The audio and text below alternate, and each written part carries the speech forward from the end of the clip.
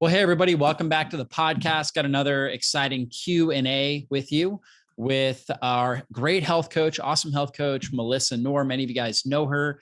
If you don't, you're looking for an amazing health coach. Can't get any better than Melissa. She is a rock star. And we're going to tag team a little Q&A. Some of these questions came from my Instagram page, from my Facebook, from YouTube. So if you're not following us on those, definitely do. Just check it out. Just look for Dr. David Jockers and you'll find me on all those major social media platforms. So with that said, Melissa, how are you doing today? I'm great. I'm doing great. I've got my college boys home for a few weeks before they start their summer job. So it's been a little hectic, but nice to have them home for a short time before they start their adventures for the summer. Nathan's going to South Africa. He's actually doing a mission trip. Exciting. And then Dylan's working at an accounting firm in Atlanta. So that's big awesome. Plans for them. Yeah. Awesome. Very good. Great. You've raised some great kids. Oh, thank you. I'm very proud. Yes. So, all right. Well, we have some great questions. We've got several from YouTube and Instagram and Facebook. So let's get started with those.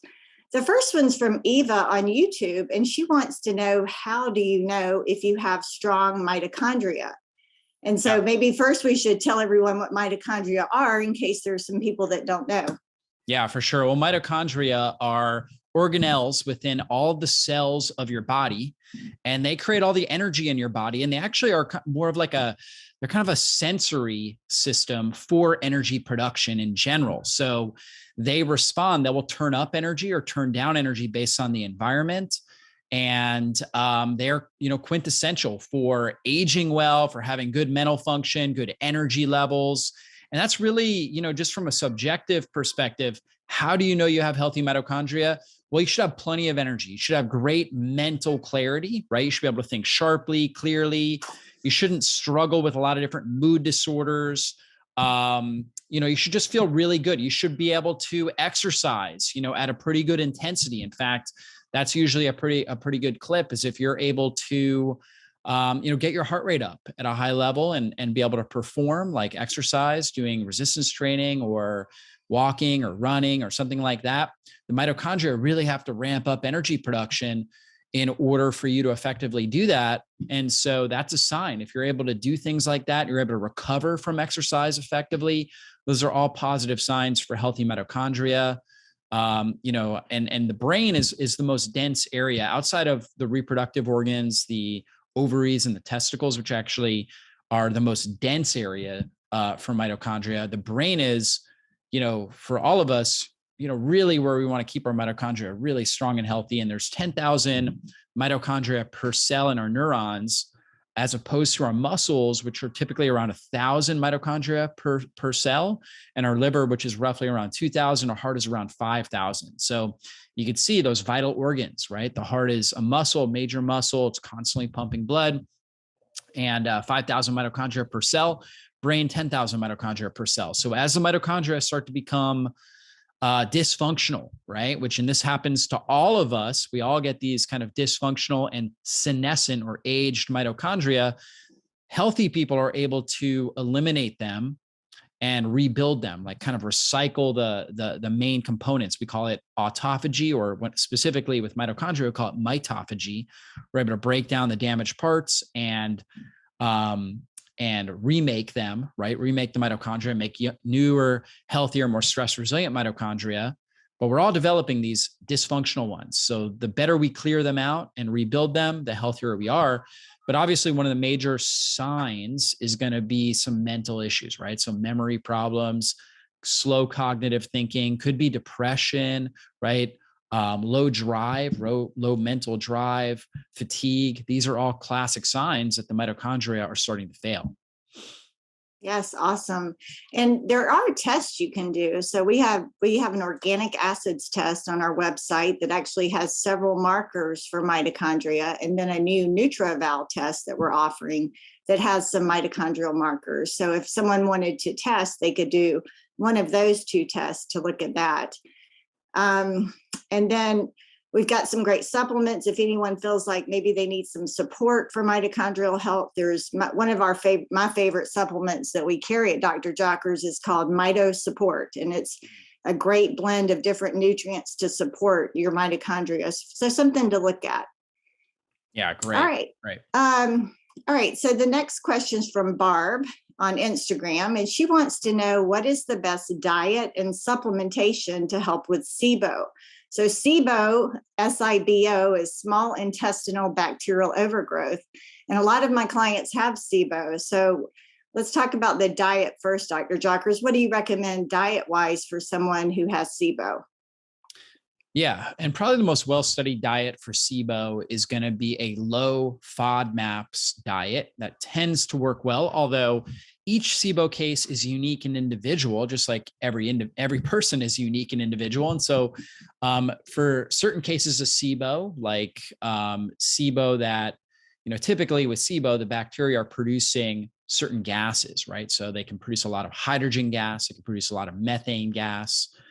And the ones that produce more of the hydrogen sulfide gas tend to actually do a little bit better on not such a low FODMAP diet, actually a higher prebiotic diet in some cases. So again, there's variability there.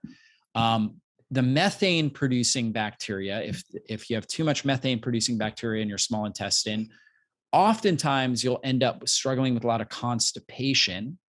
And those individuals tend to do better as a whole on a lower FODMAP diet. And what is a FODMAP? They are these specific types of carbohydrates that are found in plant foods, right? And so you've got like fructans and oligosaccharides and different things like that, galactans in beans and legumes. And these are really healthy, that we find the FODMAPs in foods that we would consider very healthy, right? Broccoli, cauliflower, all our cruciferous vegetables.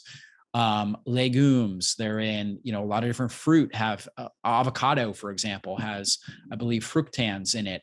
And so you find these in a lot of healthier foods. However, when somebody has this kind of bacterial overgrowth, there's just so much disorder in the gut. Usually they're not producing enough stomach acid. They're not producing enough bile to really sterilize their small intestine. They're not producing enough enzymes. And so we try to follow an elimination diet. We eliminate these foods, or at least minimize the amount of FODMAPs for a period of time. I don't think that that's the best diet long-term.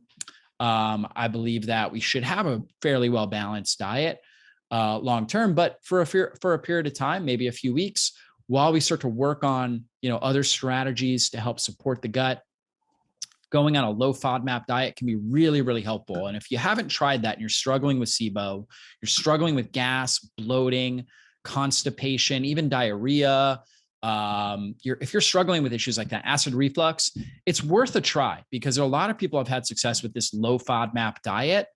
It's a pain in the butt because, there's a lot of good foods that you're probably eating that you'll have to take out for a period of time, but try it for a week and see what you notice. And I've seen a lot of people notice that they feel a lot better when they try this. In fact, one of the diets, and I recently did a podcast on this, is the carnivore diet that has gotten a lot of, press lately. And it's a very, controversial diet. But there's a lot of people out there that have claimed that, with autoimmune conditions, gut issues, things like that, that have seen amazing results with a carnivore diet. And I believe one of the reasons why they saw those results is they took out these FODMAPs, allowed the gut to heal and rebuild, significantly reduce gut inflammation, because they took these things out. And so that could be a great approach. Definitely worth a try. If you've already tried that, you may also consider a carnivore diet, right? And trying something along those lines. If you've gone down that route where you've really done your best to kind of minimize FODMAPs, you've tried carnivore, those things just, you didn't feel good, you got worse. If you haven't, you could also try a higher fiber diet, actually, believe it or not. There's, some people with SIBO actually do better on that. It's rare, but for some cases, they actually do better on that initially. And then, if you've tried all those things and you're still not getting results, reach out to somebody like Melissa, because there are other components, right? And adding in some antimicrobial herbs can be really helpful, supporting stomach acid, bile, pancreatic enzymes, taking like a full spectrum digestive enzyme or something along those lines can be really helpful as well.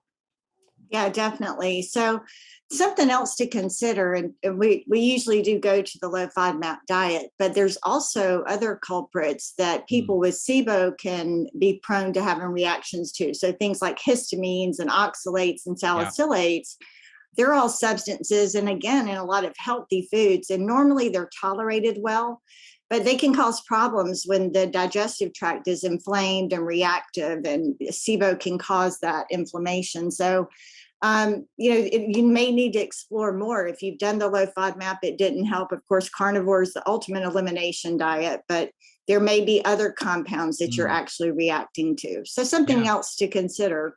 I didn't even mention the elemental diet too, or semi-elemental diet, which is basically like a liquid diet that is taken out, has made the carbohydrates in there and the proteins as absorbable as possible. So your digestive system has to do the least amount of work to absorb these nutrients.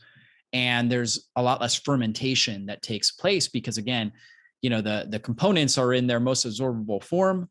And so there's not this bacterial fermentation that takes place. And so the elemental diet is, if you want to talk about a really boring diet, that's a boring one.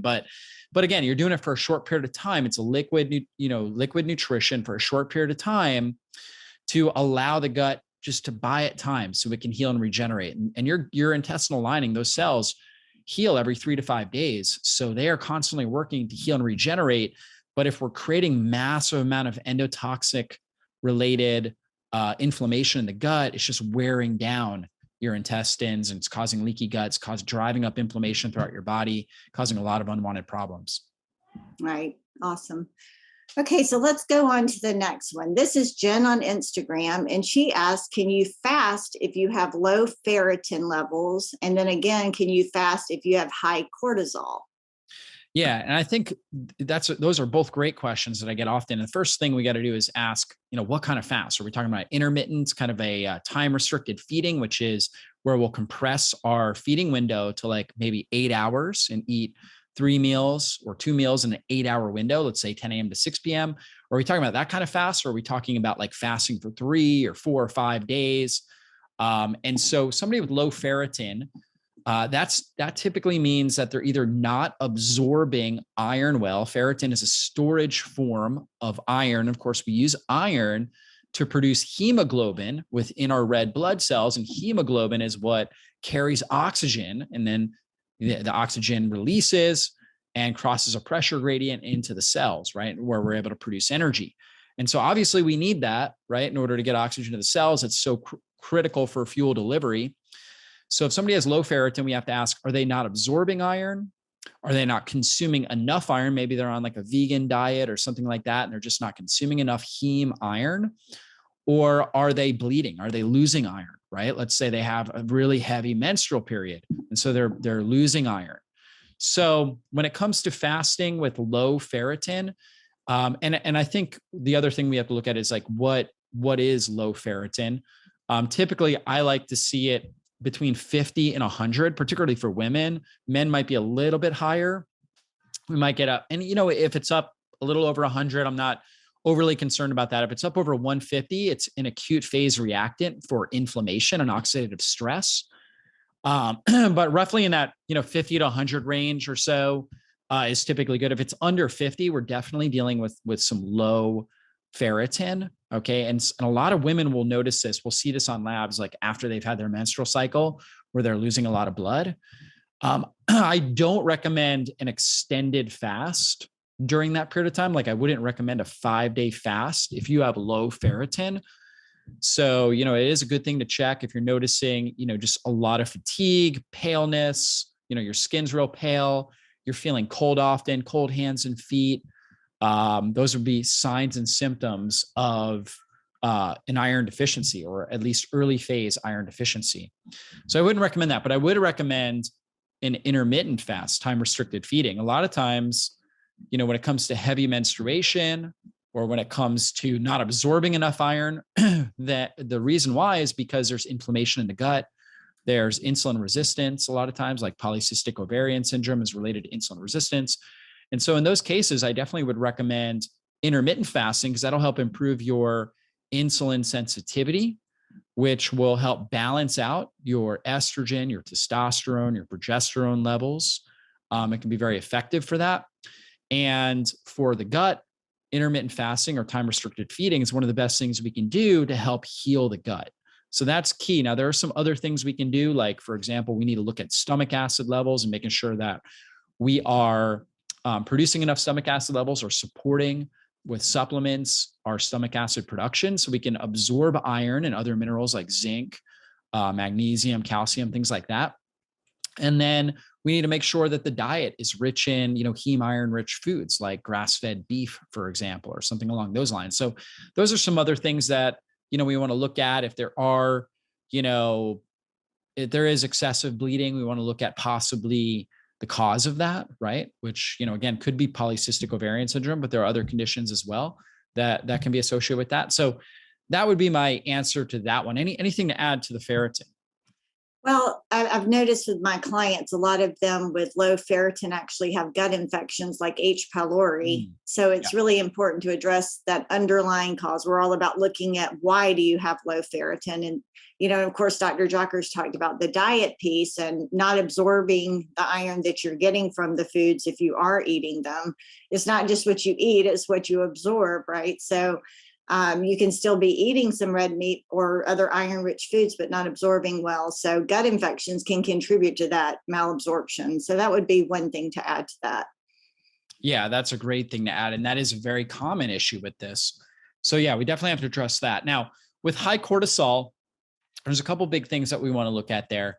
So with intermittent fasting, we can do it at different times of the day. For example, if somebody doesn't feel good because maybe they do have really high morning cortisol, they can eat in the morning if they want, and they can have their compressed eating window, let's say like 7 to 3 or 8 to 4, where they can eat in the morning, and we call it early time restricted feeding, where you're just cutting off, you're not eating dinner late.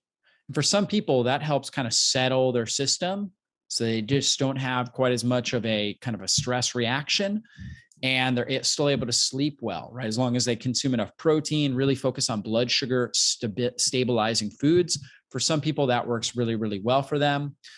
For other people, we want to do things like perhaps using some different herbs, like drinking some kava tea, for example, or lemon balm, passion flower tea, things like that are all natural things that kind of help balance stress hormones. That can be really, really helpful. Most of the time we can get a compressed eating window. In some cases, we have to look at kind of the whole scenario, right? So if you are, for example, a female that is very low in body fat, and you're also very, very active, like you're exercising regularly, and you're also stressed, maybe you have a full-time career, or you've got kids that you're taking care of, or something like that, your body is going to be very sensitive to the amount of body fat that you have on your body. And if you get under a certain threshold of body fat, it's going to drive up a lot more stress hormones. Okay. And it's going to reduce your ability to activate thyroid hormone and to have a good metabolism. And so, because it's trying to protect its body fat stores.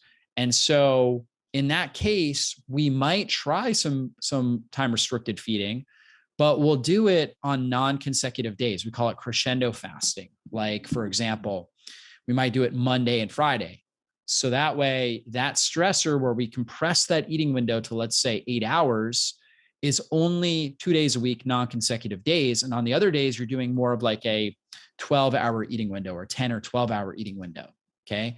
And so I think everybody should really be doing a 10 to 12-hour eating window and like a 12-hour fast, overnight fast, let's say from 7 p.m. to 7 a.m. Unless perhaps, you're a pregnant woman or, a newborn, obviously, or a high level elite athlete that's, burning 5,000 calories a day, you may not be able to do that. But other than that, pretty much everybody should be doing a 12-hour, at least a 12-hour overnight fast, and then consuming roughly 3 meals in somewhere between like a 10 to 12-hour eating window, and then compressing it as kind of a mild stressor for your body to adapt to at least 2 days a week. And they can be non-consecutive days, especially if you deal with the high cortisol. Try it on those non-consecutive days. So that way your body has time to rest in between. And on those days, don't do anything, super intense. Try to minimize your stress during that fasting window. I think if you do that, your body is going to start to adapt to it and get better. Ultimately, fasting is going to make the mitochondria healthier And it's going to help, your body produce more mitochondria and healthier mitochondria, which is going to help you be more efficient with your energy production. You're going to be more metabolically flexible, better at burning fat for fuel. And you're also going to be more efficient in how you use energy. So I think the benefits are fantastic. We just have to kind of lean our way into it. I think that's key here. What are your thoughts, Melissa? Definitely. Yeah, I agree with that. So with my clients with high cortisol, a lot of them are people that are just pushing themselves too hard. And so I'm always trying to get them to minimize the extra stressors on the body. And fasting is a stressor on the body in a good way, but just because a little is good doesn't mean a lot is better. So I think that extended fasting would definitely be a problem. We're just trying to avoid, that the overstress on the body, because a lot of times what happens with my clients is they've got all of these things that are kind of filling up their bucket. And then that stress piece is what can tip it over. And they go from being high cortisol driven, getting everything done, to really hitting the wall where they are exhausted. So to avoid that, I'm trying to teach them balance and stress reduction and stress management. But fasting absolutely has a role in healing, as long as it's within the proper bounds. So it just really depends on the person with that and what's driving up that high cortisol. Yeah, exactly. And just like exercise, we know exercise is great, but there's a lot of people that overtrain, and there's a lot of people that are chronically ill that, for them, exercise might be walking to their mailbox, right? Right. Which may not seem like exercise to most of us, but for that person, that's very intense. So we have to understand where their starting place is. And, we want to challenge your system, but very mildly in the beginning, and then kind of gradually increasing the stress of the fasting as their body's adapting better to the other stressors in their environment and as their body's getting healthier. Yes, exactly. All right, awesome. So let's talk about the best. This is from Little Voice. Let's talk about the best foods to avoid or include on a plant-based diet to reduce joint pain. Yeah, and I want to give Little Voice a shout out, because Little Voice, I believe it's a she, gives us a lot of good content. In fact, for the next podcast, she's already written down like 10 new questions. So she gives us Awesome. a lot of great content when it comes to these Q&As. Now, she was mentioning best plant-based foods for joint health. Is that correct? Right, exactly. Yep. So the best plant-based foods for joint health, I mean, obviously it's going to be individual to each person. However, there are certain things that tend to, if you deal with a lot of joint pain, one thing to consider, obviously we talk about food sensitivities a lot. Gluten is, one of the most common and, the most well-known food sensitivity. And that would definitely be something I would avoid for joint health. But another class of plant-based foods that you might want to consider reducing, and again, some people thrive on these, but some don't, are nightshade vegetables, right? And that's going to be things like tomatoes, bell peppers, regular white potatoes. Sweet potatoes are not a nightshade, but white potatoes are. What else is in there? Tomatoes, you got peppers, you've got okra, right, is another common one that's in there, eggplant. And so look up nightshade vegetables, and I would do a nightshade vegetable elimination for a week or two and just see if you notice that your joints are feeling better. So that's something that you can consider. Also looking at higher oxalate foods, because high oxalates can also trigger more joint pain if you have a high oxalate load. So that's going to be things like nuts and seeds and spinach, chocolate, things like that, and try to reduce your oxalate load and see what you notice. Now, in general, what I found are, some of the best foods for joint health. And again, this can be individual, because one person may not respond well to this, while another person may, is going to be things like coconut fats. That's going to be healthy. So coconut milk, things like that. Olive oil, one of the best things. In fact, olive oil, particularly if you get a extra virgin olive oil that has kind of the bitter, kind of the sharpness in your throat, that is oleocanthols. And oleocanthols are one of the most powerful polyphenols that we've studied. And they are called plant-based ibuprofen, because they actually shut down the COX-1, COX-2 part of your immune response, which is part of the immune activation in the joints. And so they're really, really powerful. Oleocanthal has anti-cancer effects, things like that. So extra virgin olive oil from a really good, like I like the Fresh Pressed Olive Oil Club is a really good one. There's another good brand called Kyoord, Kyoord, high polyphenol rich, extra virgin olive oil, super good. And then olives, green olives are more rich in polyphenols. So they got more of the oleocanthal in there. Black olives have lower polyphenols, but they're very rich in oleic acid. They still have a lot of vitamin E in them. So those are also very, very good foods that you can be consuming. So avocados would be another good one. So those sort of healthy fats, they're going to be blood sugar stabilizing. They're going to be really good. And then I would say polyphenol rich foods as well. So blueberries, raspberries, blackberries, right? So fruit with a lot of color in it can be really good. Lemons and limes, because they've got vitamin C and bioflavonoids in them. So those are really, really good. Foods with a lot with color can be very helpful as well. What are your thoughts, Melissa? Yeah, so I love this question. And Dr. Jockers and I love the 3x4 genetics test, and it's actually got a pathway for joint collagen and joints. And a lot of my clients come back high on that pathway, which means they've got some genetic susceptibilities to having issues with collagen and joints. And so I pulled up the recommendations for that just to kind of look at what they were, because with each pathway that comes up high, the top 3x4 gives you diet, lifestyle, and supplement recommendations. And some of the diet recommendations for collagen and joints are foods that boost collagen production. So, of course, things like animal protein, but you're asking about plant-based. So cashews, oats, quinoa, green leafy vegetables, hemp, and pumpkin seeds are some of the foods they recommend. And this test was created by registered dietitians, so I love their diet advice. And then also foods that reduce joint inflammation and slow cartilage breakdown. So those are things like raw broccoli, cabbage, bok choy, horseradish, and cauliflower.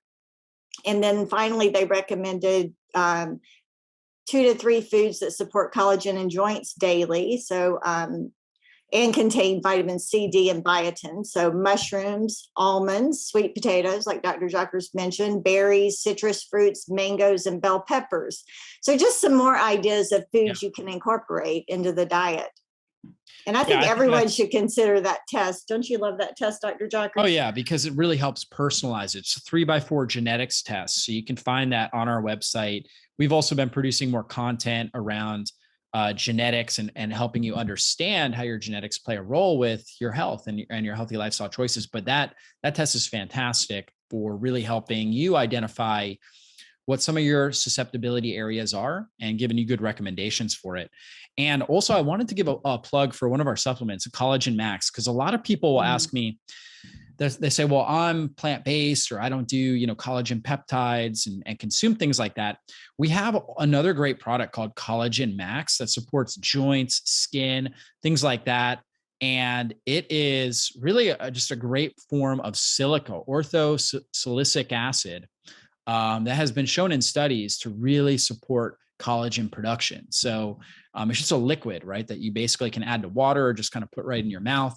Plant-based, it's not, it's vegan. So that's another good product that you can use to support joints and skin and nails if you don't want to use collagen protein as well, or collagen peptides. Yes, good. That's a great product. A lot of my clients use that. They love the liquid formula instead of the powder. So yeah, awesome. Well, let's do one more question. One more, Mary is asking how to not get upset when your family members don't take your practical health advice. Yeah, I mean, it's very hard to not get upset, right? I think you just have to realize that everybody's in their own place. They're in their own place. There's areas in our life that, I try to just be humble and realize I don't have all the answers to everything in life, right? There's blind spots that I have as well. And all of us can be very prideful and, just stubborn at times. And so I think the best approach with your family is to just try to live it, try to be the example. Ultimately most well-intentioned people are going to be attracted to people who are happy, joy-filled, just have a glow about them, right? There's kind of a magnetic attraction to that. And, some people, they're dealing with a lot of, life stressors and mental, emotional issues and things like that. But if they always see you as somebody who's encouraging, who is full of life and joy and hope, and is not coming across as judgmental to them, right? You're going to be somebody that they think of as, that's a person I want to be around, right? And ultimately, the people that we spend the most time with are going to influence us, right? And so, obviously, you don't want to let another family member's bad behaviors influence you. So you've got to be strong on the inside and really practicing, as well as you can, and taking good care of your own thoughts, like your internal voice, right? And the things that you allow to come into your mind and to take a home in your mind. So that's super critical. But at the same time, when you do that, when you're able to just be an example and be an encouraging person, somebody who uplifts others, doesn't offer, public criticism of them, or, is just loving and caring in nature, then that person's going to be attracted to you and what you do and how you live. And that's really kind of the best way to help lead them, right? And they may never change, right?